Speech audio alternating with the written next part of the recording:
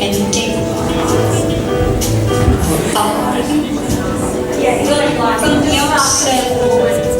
Don't like say stuff.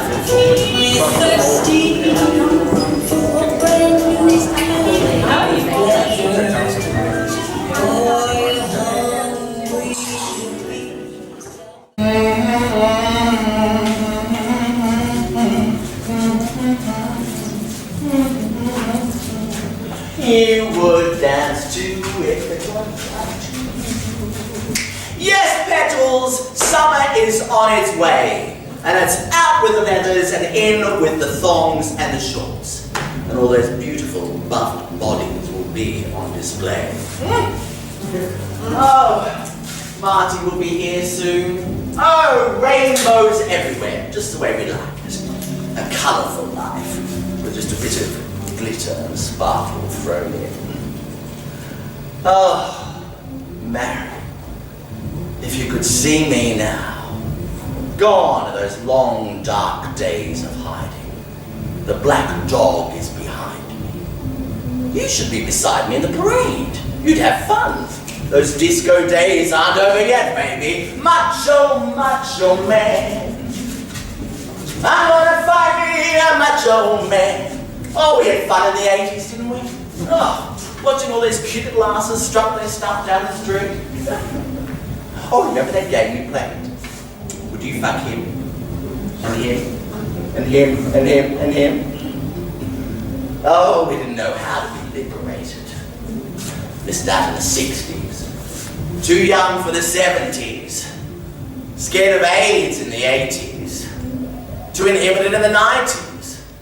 Be different now. Well, I'm different now. My greatest desire was to fit in. To do what was expected of me. I was so scared of not being able to spread my seed, I didn't listen to my gut. And Mother dear, pushing for grandchildren, well, she got them. Didn't hang around long enough to enjoy them, but she got them. She loved you though, Marion. Thought you were a lady. A fag hag, but a lady. You just loved all those dancing boys. Couldn't keep your hands off them. Probably why you chose me. I clung to you like a lovesick teenager. I never thought I'd have children. My God.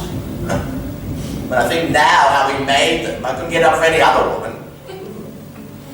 Oh, Zach. As handsome as me. And Zena. A true warrior. Fearless, just like you. And they like it both ways. How on earth do we manage that? At least we got something right.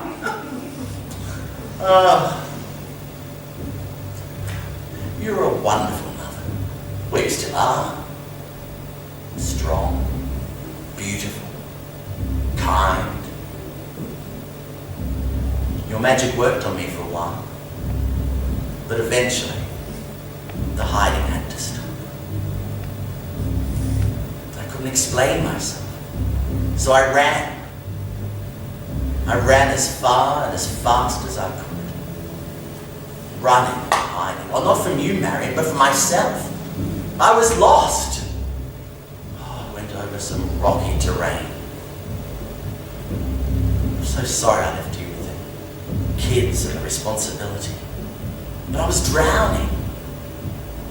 Like so many men. Hiding behind women's skirts. Marriage and children. Feeling safe and secure. But slaves to society's rules. Why does it have to be a fight? Oh, it took me a long, long time.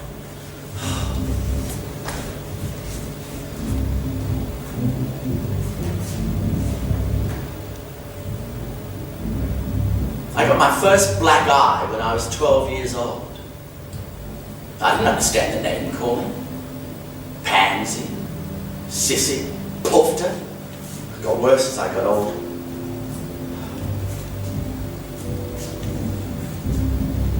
Gavin and I were best friends at school. We did everything together. It's okay for girls. Why do boys have to be so cruel? Wearing it like a badge for their male hetero tribe, making a sport of it. Afraid of their own hidden desires. Now that's a disease society should get rid of. Dad was just like those bullies. I was a disappointment. I didn't like football or getting dirty. God, if I'd known how much groping went on, I should have tried to like it more. I just wanted to dress up and sing and dance. Superheroes were my outlet. Oh, Dad loved it when I dressed up as Batman or Superman. All I ever really wanted to be was Catwoman. And then along came Wonder Woman, Linda Carter. Ah! She was my saviour. We used to have parties just so I could dress up and channel my inner Wonder Woman and strut my stuff and crack the whip. Oh, people would laugh. Oh, she's a true icon. She is the Mardi Gras Grand Marshal of Phoenix, Washington, D.C. and New York. Why not Melbourne? Oh, I challenge you, Linda, to come down to our little shindig. You can help and promote gender equality down here. We need you. I am woman, hear me roar, in numbers too big to ignore, and I know too much to go back and pretend. I am strong, I am invincible, I am Wonder Woman!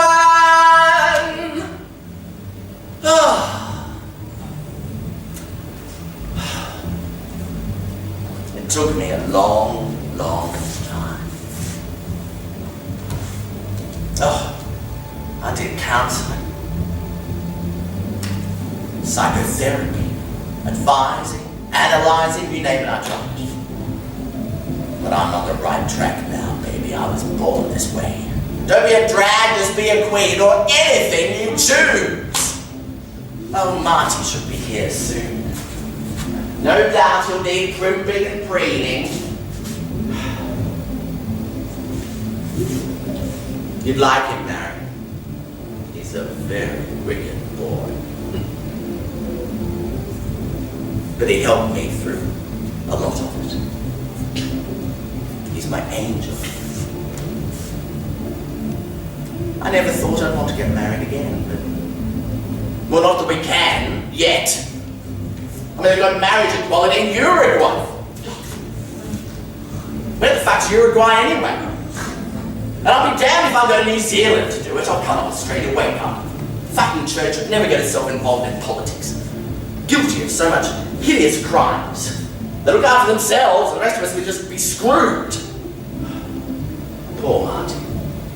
He bore the brunt of it. Private Catholic upbringing. Point the finger at us. Well, we've taken the blame for far too long. That suffering, pain, confusion, loss. You were just one of the victims, Mary. You and Zach and Zena. Whose God is looking out for whom?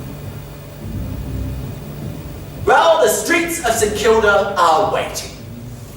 I'm going to get my lasso of truth out. Should have been used on me years ago. So come and join the party. You don't have to be one of us, just be beside us. Get rid of your shoes, don a pair of heels, drop the facade, and come and party. Together we will dance the night away. Ah, Marty, at long last.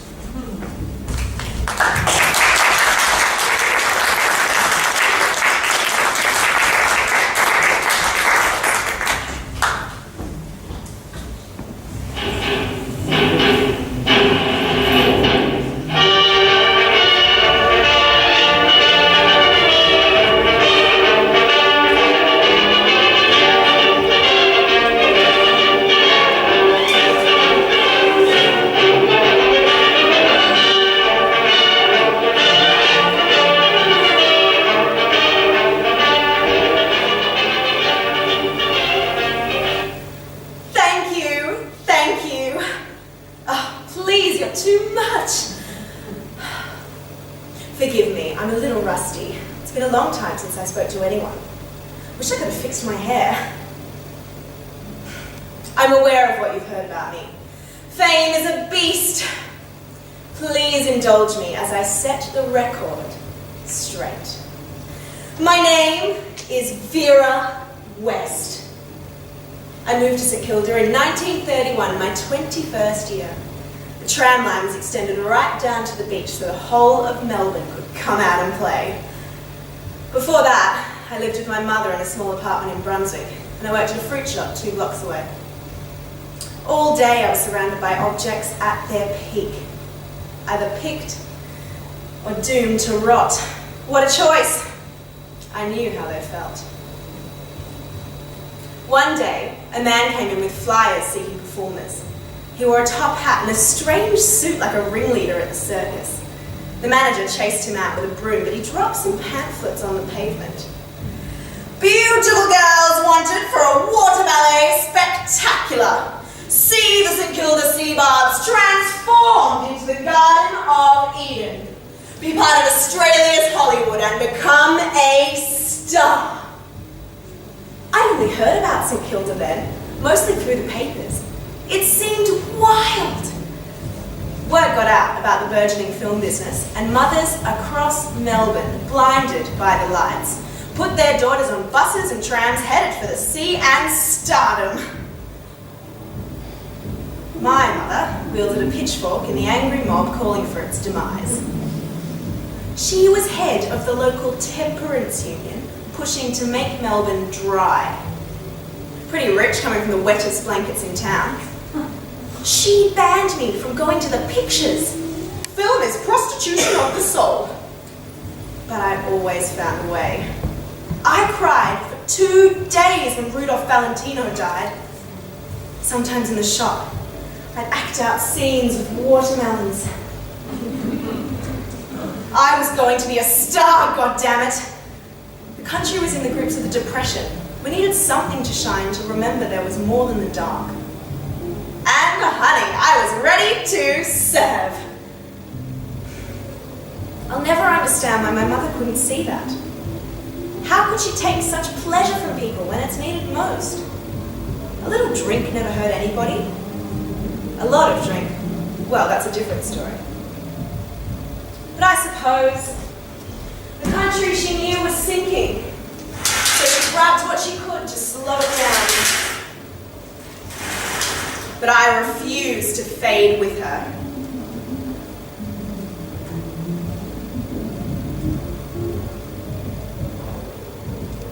I arrive at the Esplanade in my grandmother's pearls, drunk off the smell of seaweed and fresh paint. A gaggle of girls surrounds the entrance to the sea baths, ushered in by more circus men. The building itself is beautiful. I find myself staring up at the ceiling in wonder, thinking, one day I won't be this easily impressed. Inside, the pool foyer is covered in flowers, vines, and lighting. A fat, sweaty man hands me a swimsuit and tells me to dress. Imagine that. I don't even have to audition. The only problem is, well, I can't swim. I've never even been to the seaside. Mother says it's full of heathens. Well, if that is the case, how hard can it be? Well, what an amateur affair. Those saps have no idea what they're doing, running around like headless chooks while we turn to prunes. Hours rehearsing and not a single break. Every muscle in my body aches as I try and stay afloat. Oh, the other girls seem fine, but my legs are pulling me lower and lower. Places, they yell. A circle of eaves form around me as I drift below the surface and out of sight. All I can hear are the sounds of my thrashing until the director yells action and the band begins to play.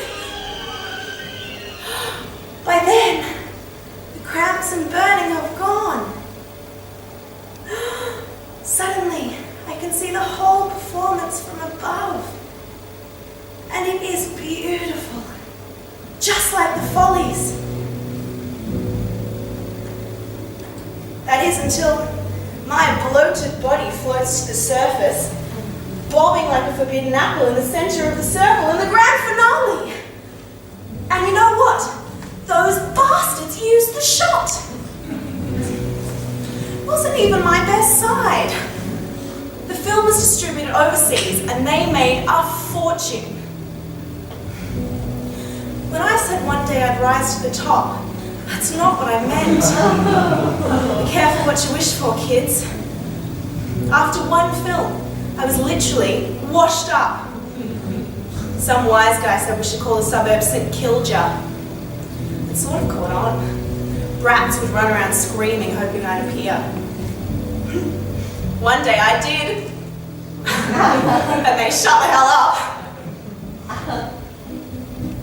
So, there you have it. That's how I came to live here at the Seaside. Not bad, huh? This grand old girl and I have seen some changes in our time. And they haven't always been kind to us. Though you learn to take the good with the bad. People get nostalgic for the old days. But there have always been old days. Doesn't mean they were better. If there's one thing I've taken from being trapped in time, it's that we can all look back. It takes a special few to look forward. They're the ones who weave their dreams with invisible thread while others mock. But when it's finally revealed to the masses, they're quicker to claim it than ants on a dropped pie.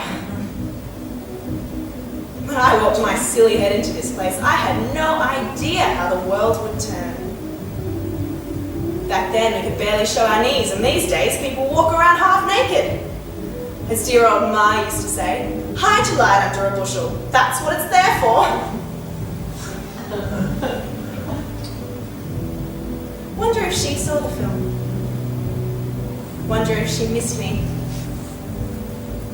Wonder if she saw the irony in drinking myself to death. Oh, I shouldn't whine. Got a roof over my head. Plenty to keep me busy. I'm not going to let death get me down. But, since we're friends now, I'm not ashamed to admit. Perhaps I should have listened to my mother.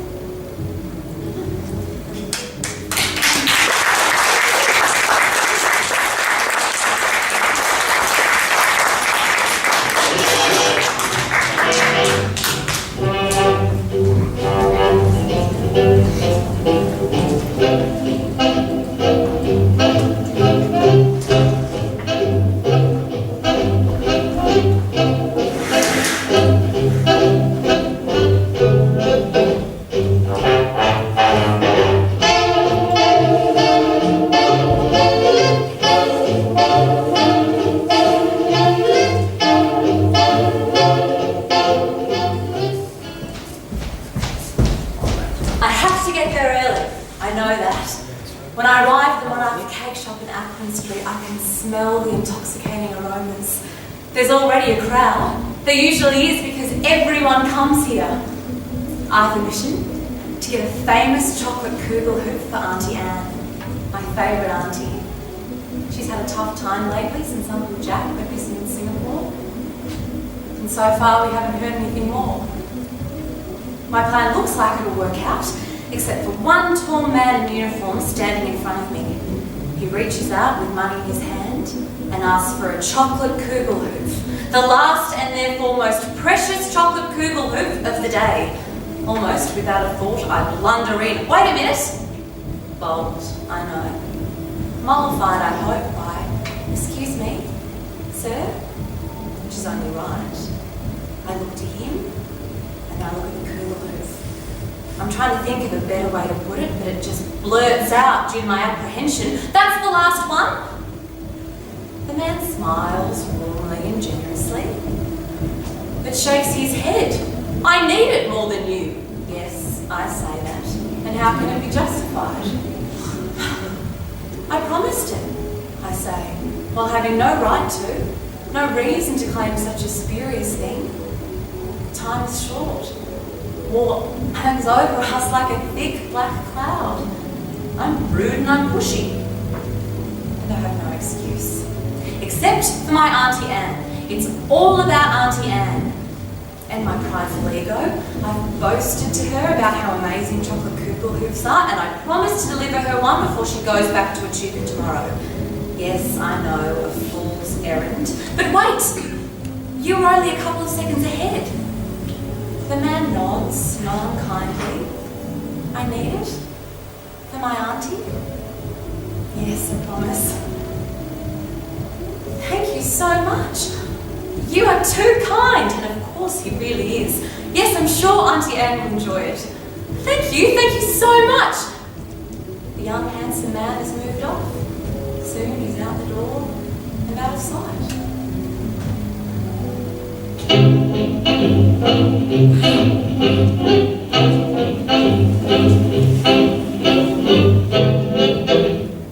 I'm back at the Monarch Cake Shop. I've had a busy morning and I'm looking for a satisfying treat. Anything's better than the bland and colourless food supplied in the AWAS officers' mess. What a relief it is to get away from all that talk of war at the base. I'm enjoying the hustle and bustle. Soldiers, sailors, airmen everywhere. Minding my own business, intent on my purchase of something sweet. Waiting in line, patiently, I must say, he comes out of nowhere. I remember you, he says. Oh, I'm sorry. I don't know what came over me. It's all about your Auntie Anne, he reminds me. Be that as it may, I have little excuse for my behaviour. He smiles at me reassuredly, and the smile quite takes me by surprise. It dazzles me. I don't let on, but I almost swoon. Fortunately, he continues on, kindly asking if I'd like to join him for a tea. Oh, I can't. I'm so busy these days. I'm in officer training. I gesture to my AWAS officer uniform. He nods, unconvinced, and asks about the kugel hoof. Hope your Auntie Anne enjoyed it. She loved it. She really needed cheering up. Makes me feel so sad how war can affect us all. And he takes my hand. Suddenly my hand isn't entirely my own. It's shared between us. We both have trouble letting go, and neither of us minds at all. At least it seemed that way to me.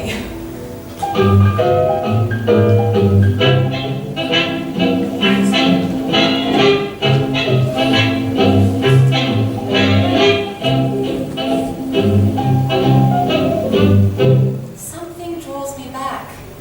There's plenty I need to do. Getting ready to ship off to Papua New Guinea. That's a military secret. Somehow I find myself drawn back to Monarch cakes. It's not only the cakes I'm drawn to. I watch and I wait and I hope and I pray till I'm lucky enough to see him again. I feel shy, but I don't have time to act that way. Time is short, so I charge in. Hi there! I feel a tingle as he turns to me.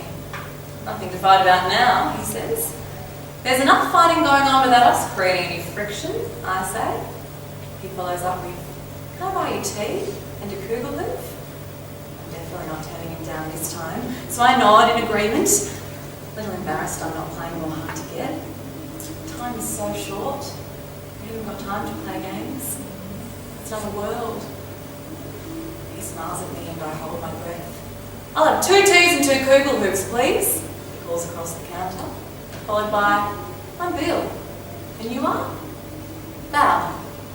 And we're holding hands once more and I'm tingling all over.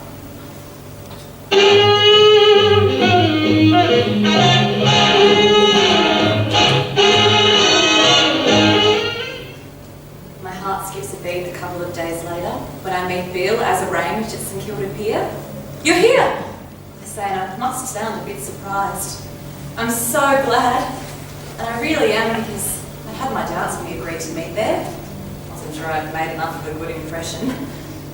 I try to sound light-hearted, relieved that he did come back, and perhaps he feels the same as me. He takes my hand, kisses me on the cheek, and it feels as natural as can be. It's good to see you again, he says. Can I get you something from the kiosk? How about a kugel hoof? We both have a laugh. Bill pats my hand. Let's find a seat, he suggests. And you wouldn't believe it. Out of a Monarch cake shop paper bag, he produces 2 fresh chocolate kugel hoops. You must be a mind reader. Bill just smiles his special smile. He's a man of few words, but he knows how to win my heart. We enjoy our cakes and take in the view of the St Kilda foreshore. We chat for a while and Bill asks about life at the barracks. I tell him about the fun and laughs with the girls in the evenings, and also how my engineering skills have really improved. As the sun sets, it's so lovely to be out on the pier. And those cakes taste even more delicious than usual. Then Bill holds me in his arms, and he makes me feel warm and safe. It's a perfect afternoon. I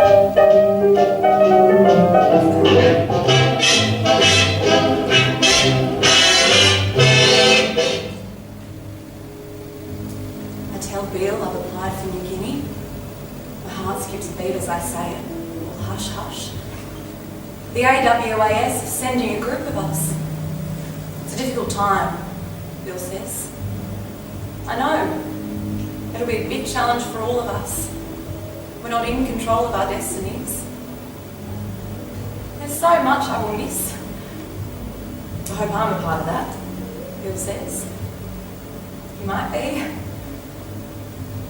Then Bill holds me close, and I cling to him, and we don't need to speak for a long while. There are tears from both of us, and our emotions reveal the love we share and the fears we both hold. Bill takes a small paper package from his coat pocket and holds it in front of me.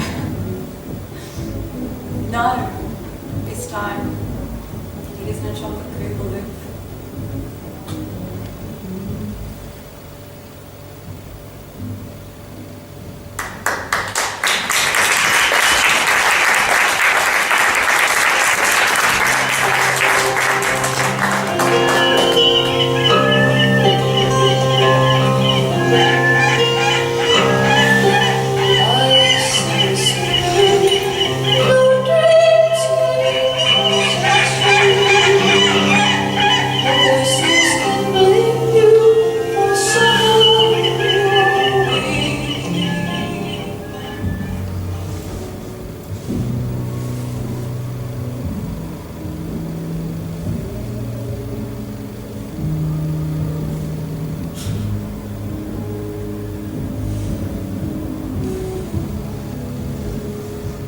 At night, in their roofs, seagulls dream of red-hot chips, on oceans of dreamy ice cream, Belgian chocolate waves lapping in a soft candy shore.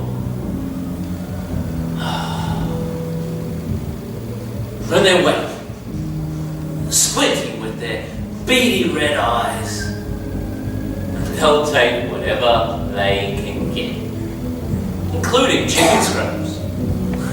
They'll eat their near brethren without a second thought. They're unencumbered by scruples. The ultimate pragmatist, survival, is their top priority. Well, why shouldn't it be? I've got nothing against these golden gulls. In fact, I'm a supporter.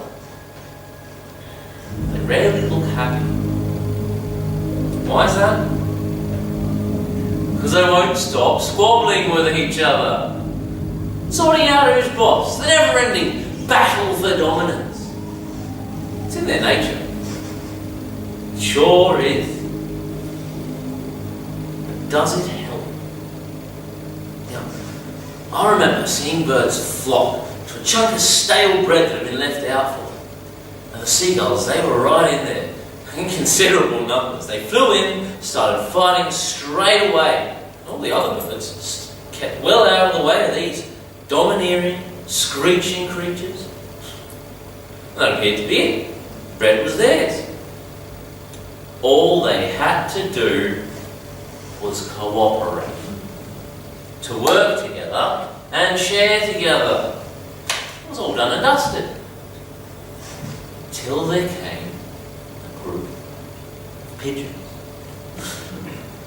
Now they were reticent, careful, like a group of penitent monks. They slowly eased themselves into the epicentre of the bread consumption, formed a ring around it, smoothly pushed out the gulls, and steadily ate the lot. All around them, the gulls stomped and stormed. No matter what, it was game over. No one told these angry gulls, no. They were still fighting when the pigeons flew away. And you know what? I don't think they even saw the pigeons. So focused on their own food fight.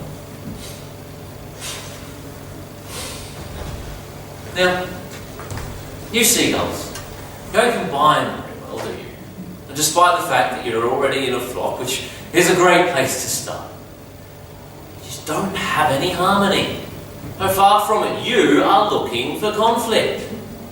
What we find within you is deep-seated anger and hatred with unappeased hunger bubbling out in all directions.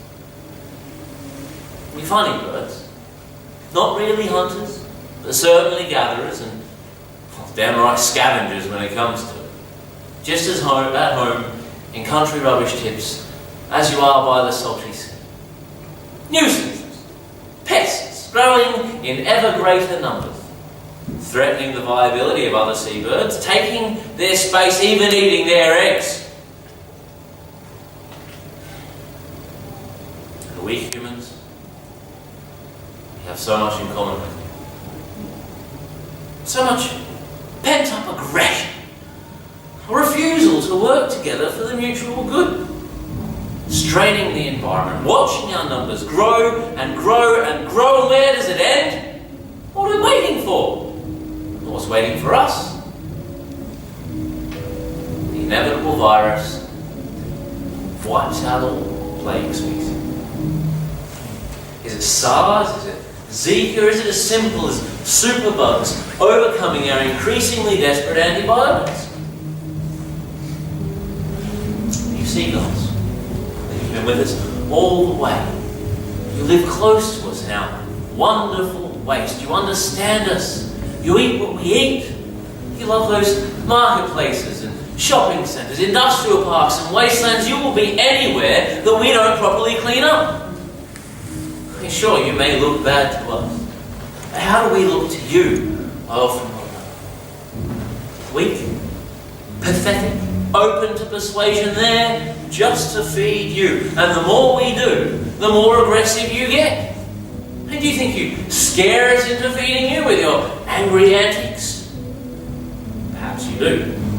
Think of all those perilous picnics, so insistent you are on getting your own way. And the more you want, the more you need.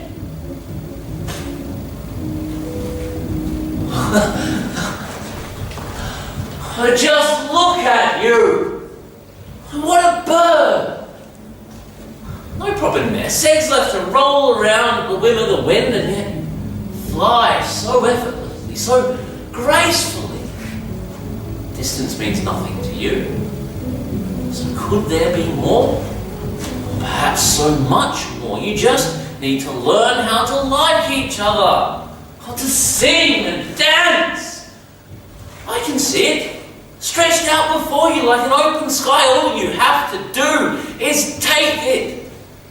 But wait for me. All right, wait for me. I'm coming, birds. Sorry, I'm a bit carried away there. Guess I have a bit of a confession to make, eh? I suppose it doesn't really come as much of a surprise.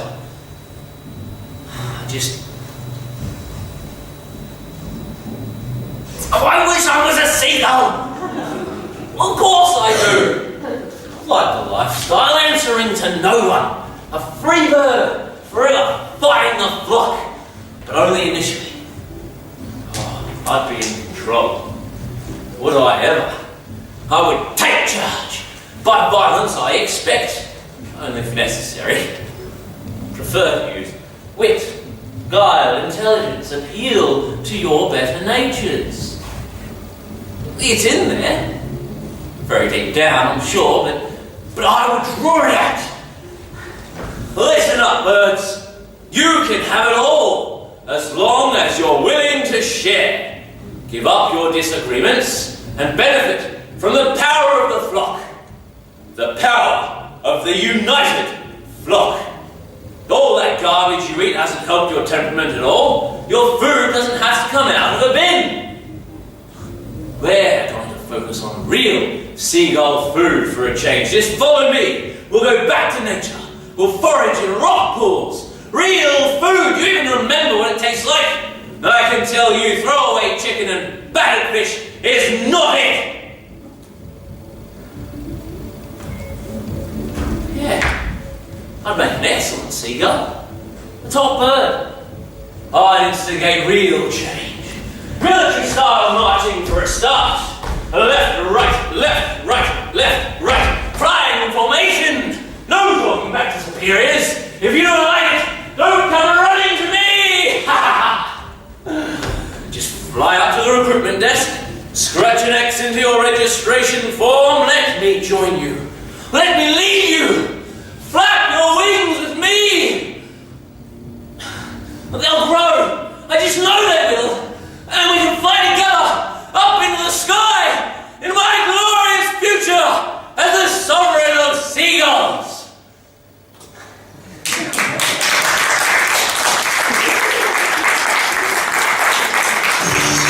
Shadows in the sun. Another night's begun. It's always dark in Luna Park. Wind across the moon, electric storms, and soon a flying spark in Luna Park.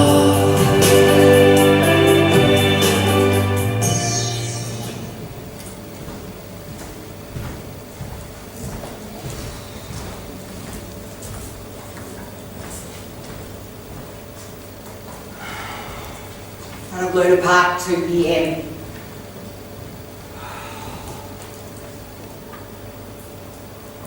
In the old days, we'd stagger out of the Espy, get a clear view of Luna Park, from the minarets right down to Big Mouth's teeth. Dare to ride the scenic railway tomorrow, I should say.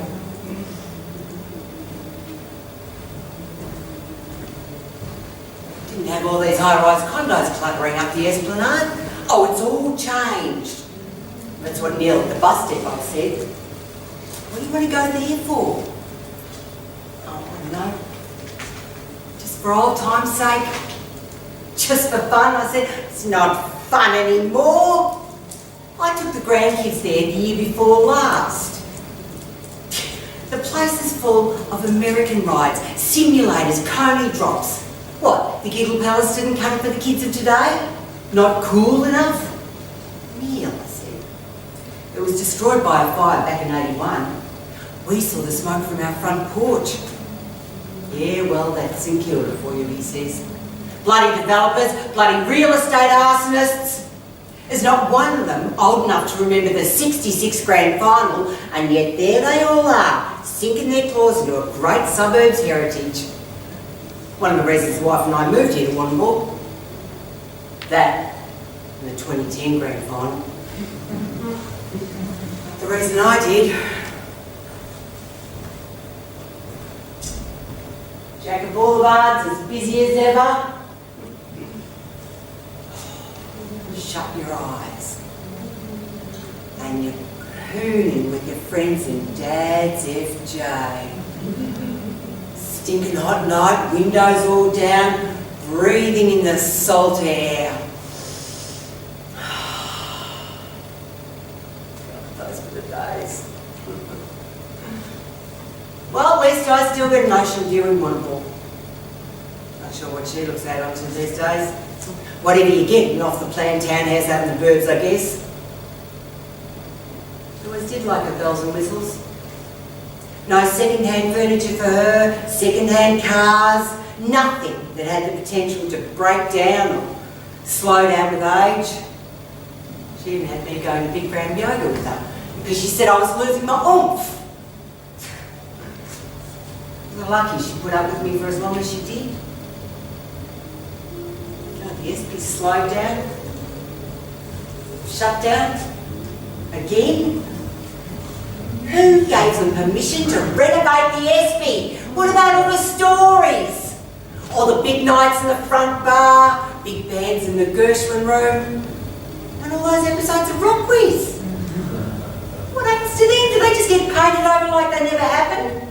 Like, I never got pissed and cried watching Paul Kelly? Like there were never any punch-ups or drug deals or quick fucks in the toilets? When you burn those places down or plaster on top of them, what they're really saying is, memories don't matter. All we are our memories. They do matter. They should mean something. St Marie's.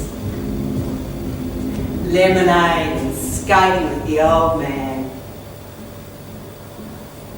So the ice rink catches fire.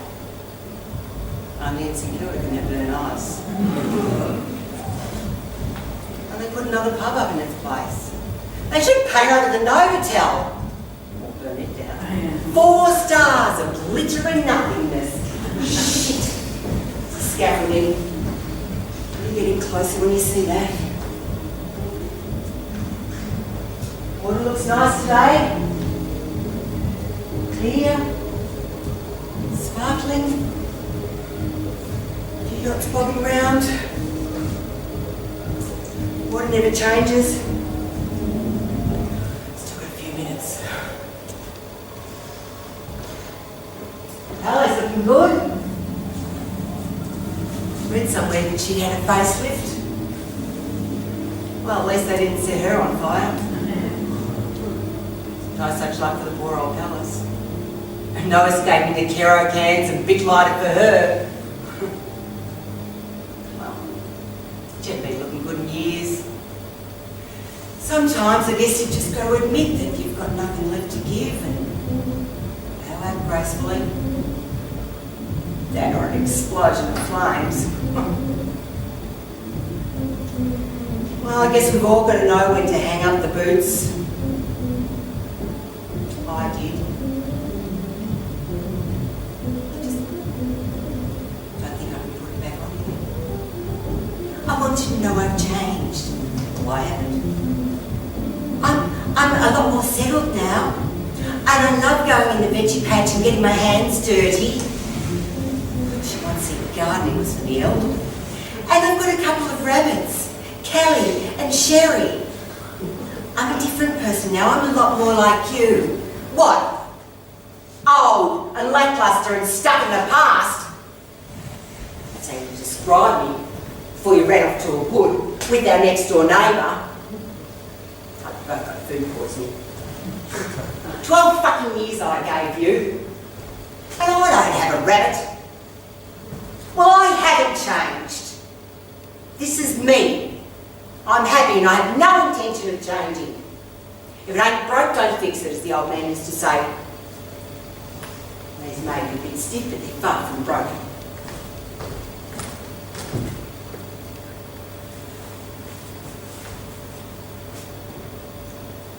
That's a good do of your own. Possibly could warm to your rabbits. Well, if I thought there was something that really needed changing, I'd be right onto it. Change for the right reason can be good. Well, the Boulevard kiosks swap their Chico rolls for oven-baked polenta chips. Not before time. That kind of change makes sense. It's not going to destroy anybody's life. In fact, swapping Chico rolls for oven-baked polenta chips would probably give us more of a longer life. And that is when you get a glimpse of the scenic railway.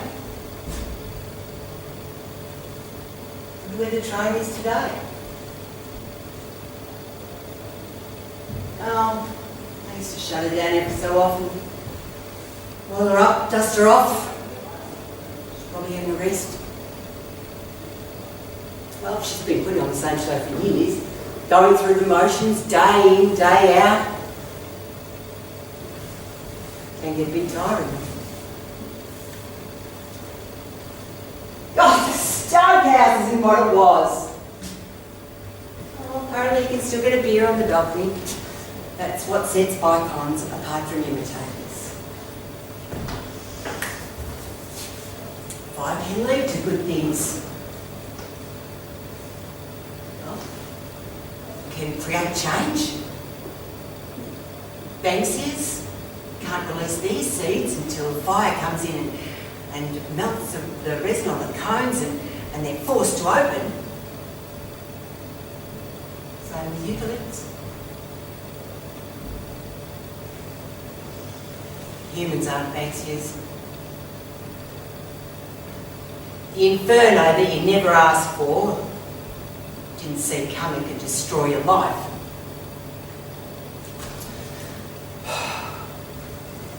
When I was a kid and we lived on Chaucer Street, and way before the real estate infernos, you could go to the beach and have a dip, buy a Pepsi at the pier kiosk, go for a skate at St Moritz, with people you can trust.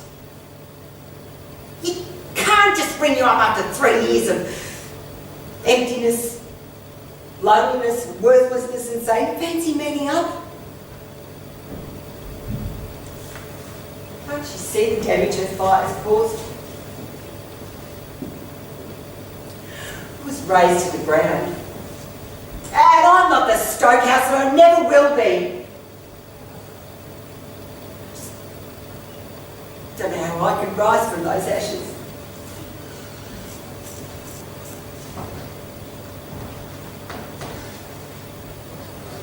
No. I can hear the carousel music. I can hear the Big Dipper going up and down. If you burnt that place down, the same thing would rise up and we'd all be happy. In the end, the most important piece of real estate in the whole of St Kilda is let apart because it's just for fun. It's the way first dates used to be. She still loves theme parks. When we went to the Gold Coast, she went to all of them. I went to one. Then went back to our hotel room tired and grumpy. I grew up behind a real theme park, I told her.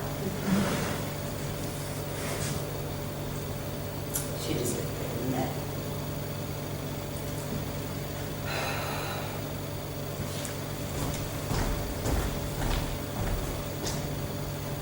Mr. Moon has had a facelift.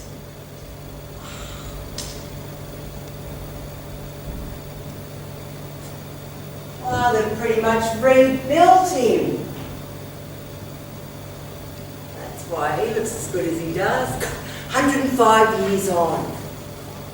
2 world wars, 1 depression, a couple of recessions, and Big Dipper gone, replaced by a mechanical dragon.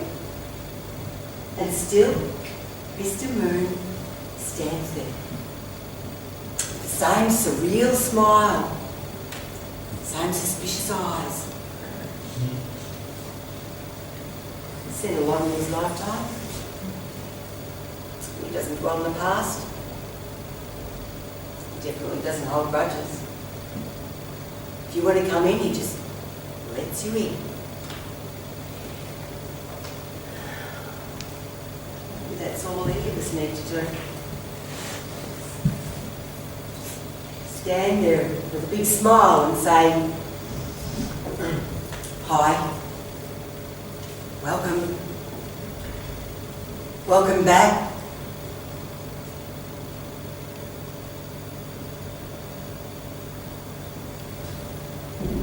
I can't.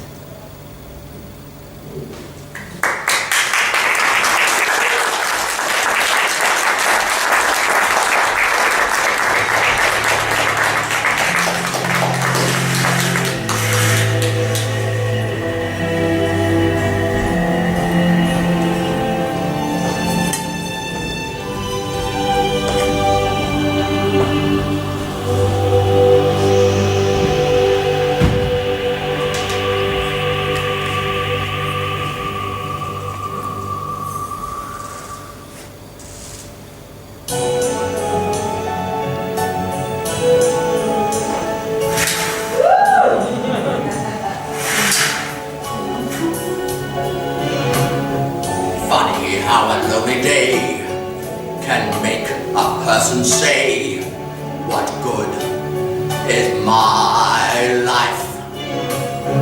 Funny how a breaking heart can make me start to say, what good is my life? Funny how I often seem to think I'll never find the dream in my life. Then I look around and see this great big world is part of me in my life. This is my life. Today, tomorrow, love will come and find me. But this is who I was born to be. This is me. This is me. This is my life, and I don't give a damn for lost emotion. I've got so much love I've got to give. Let me live. Let me live. Sometimes when I'm afraid, I think of what a mess I've made in my life. Crying over my mistakes, forgetting all the breaks I've had in my life. I was put on earth to be. This great big world is part of me in my life. Guess I'll just add up the score and think of all the things I'm grateful for in my life. This is my life. Today, tomorrow, love will come and find me. But this is who I was born to be. This is me. This is me. This is my life, and I don't give a damn for lost emotion. I've got so much love I've got to give. Let me live. Let me live. This is my life. This is my